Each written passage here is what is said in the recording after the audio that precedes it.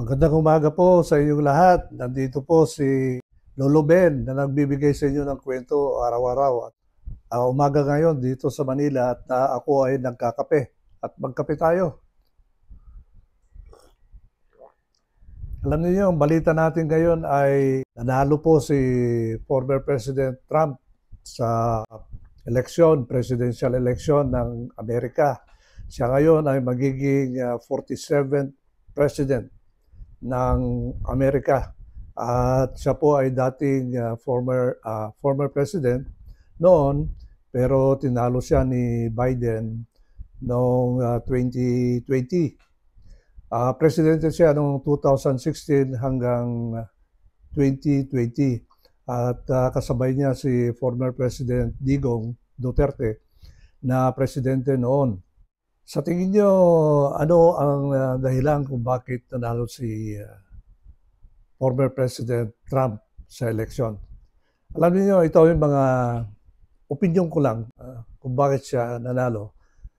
Isa, masyado siyang high profile sa media dahil nung natalo siya noong 2020, nagkaroon po ng riot at saka aklasan doon sa Washington. At sinasabi na siya ang mastermind doon sa ginawang aklasan na yon o riot. At sinampahan siya ng maraming kaso. Pati pa kaso ng pedophile, rapist, kung ano-ano mga kasong final sa kanya. So very visible siya sa mga tao. Pero alam naman ng karamihan ng mga tao na ito ay gawa-gawa lang ng mga kalaban sa partido. Kaya alam nyo, marami din mga matatalino at nag-iisip ng Amerikano tungkol dito sa mga cases na final sa kanya. Very visible siya. Ngayon, as early of this year, palagay ko March, April, palagi siyang ini-interview ng media. Time Magazine, New York newspaper, Post, ganon. At saka mga ibang traditional media outlets sa Amerika. Isa dito ay nabasa ko isang article sa Time Magazine nung ako'y nagbabakasyon sa Amerika. At itong article na ito sa Time Magazine ay inirelease noong April 26 of 2024. So doon sa article na yon, ikinento ng author kung ano yung mga pagkakamali ni President Trump noon, bakit siya natalo, at kung sakali man manalo siya itong next election. Take note as early as March, April, nagkakampanya na siya through interviews. At saka hindi siya nawawala sa Twitter. So doon muna tayo sa mga traditional media. So nagpapa-interview siya at sinasabi niya kung ano yung mga pagkakamali niya at ano ay yung gagawin niya. At dito lumabas yung mga gusto niya mangyari sa Amerika pag siya ay binoto. At ito po ay pumasok sa mga utak ng mga common tao sa Amerika. Kung ano yung gusto niyang makamit, kung sakali man siya ay mabigyan ng pagkakataon na pabuto uli na presidente ng Amerika. So yun po. Pangalawa, palagi siyang active sa Twitter. Ito yung XX. Ito po yung platform na hindi na kahit magmura ka doon, kahit anong sasabihin mo sa gobyerno, sa mga tao, basta hindi lang libelous, pwede mong masabi sa X at palaging nandoon si former President Trump at kinakalaban niya yung mga ibang traditional na TV networks at lalong-lalo na yung CNN. So alam mo, kung palagi kang halos everyday na nagpo-post ng inyong opinion o yung obserbasyon sa X, siyempre nababasa ng mga tao. At pangatlo, magkaibigan sila ni Elon Musk. Itong Elon Musk na ito, siya po yung may-ari ng X. At siya po yung gumagawa ng Tesla na electric vehicle. At siya po yung may-ari ng SpaceX, yung mga nagpapadala ng mga rocket sa sa space. Pagkatapos yung mga nagamit na rocket babalik sa base na nakatayo pa rin. So, manghang-mangha, sorpresong-sorpresa si former President Trump dito sa ginagawa ni Elon Musk.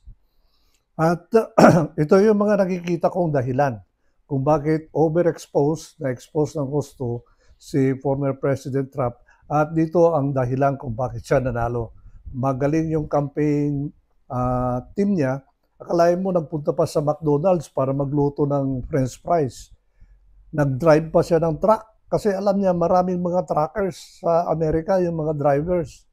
At marami pa mga ginawa niya. At magaling siya magsalita, magaling siya mag-deliver ng speech. Wala siyang binabasa.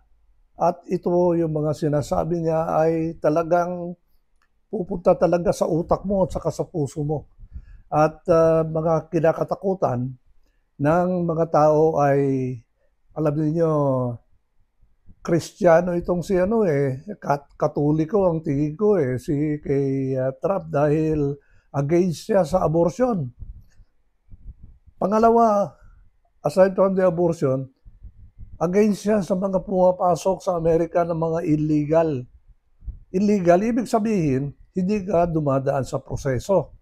Yung tago ng tago, hindi pa pwede sa kanya yon. Dapat gumawa ka ng legal para makapasok sa Amerika.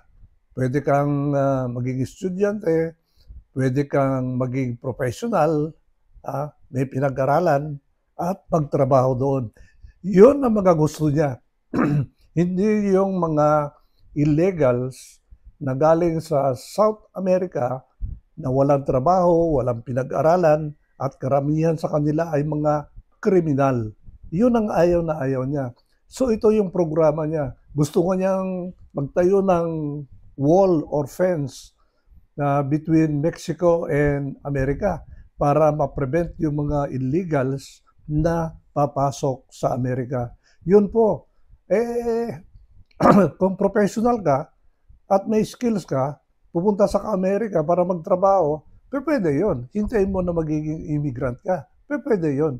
Pero kung pupunta ka doon, wala kang pinag-aralan, kriminal ka, ay ibang kwento na yon.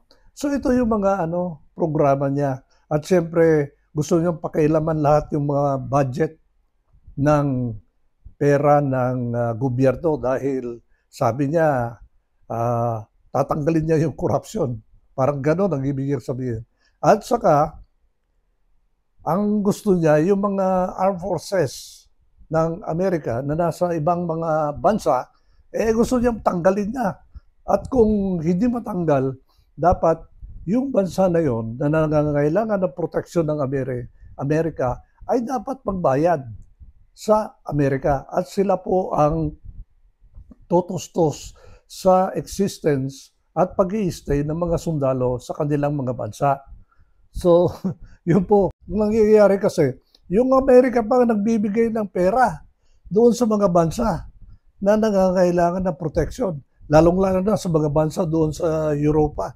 Ang yayaman ng mga tao doon. Ito po yung mga plano niya na gawin niya dito sa administration ng kanyang Trump administration from 2024 to 2028. So yun lang po ang balita ko sa inyong lahat at magandang umaga at mabuhay kayo.